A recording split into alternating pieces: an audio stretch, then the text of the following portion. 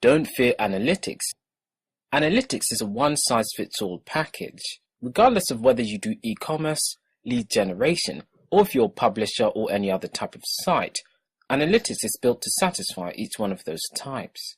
The only way that you're going to get information that is specific to your business and your website is through a high level of customization.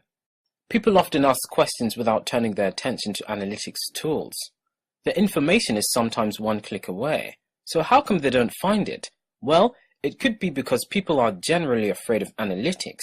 They won't log in and surf their reports looking for data and insights. And this also could be because of a lack of confidence. Big data is all the rage these days. But how can we as an industry embrace big data when marketers are already ignoring even the more basic analytics available? Why do marketers ignore analytics? Well, they might also suffer from a certain level of fear. Fear of their programs not working, and fear that all that effort spent was a big waste of time and money. And that's probably a completely natural survival instinct. Perhaps also it's a function of time and energy. Analytics is just one more thing to look at, deal with, think about in the fast-paced pharma marketing world.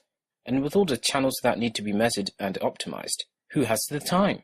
But the smartest marketers are those that aren't afraid of their data, and they're not afraid of failure.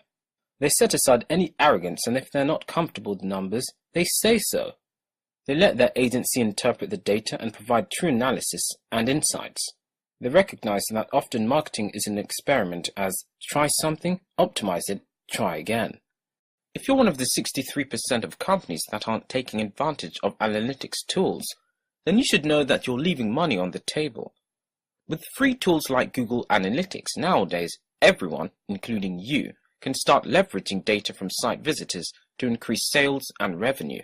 So, here are 2 key ideas for effectively leveraging analytics tools by Gregory Kogan, Shopify's customer acquisition consultant. He says to get actionable insights that lead to more revenue instead of being a passive data dump, follow these 2 key ideas. First key, to get good answers, start with good questions. The analytics are only actionable if you know what you're looking for, and that means starting with a question.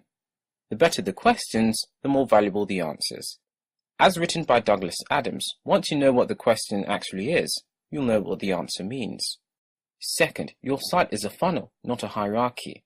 Think of your entire site as a funnel, not as an org chart. As a funnel, your site receives visitors from one end and churns out some percentage of them as customers from the other end. We will look at these key ideas more in detail in further lessons. Now, let's see why we need analytics in our businesses to keep on track. Asking why is a good way to remind yourself what matters and where your focus should be.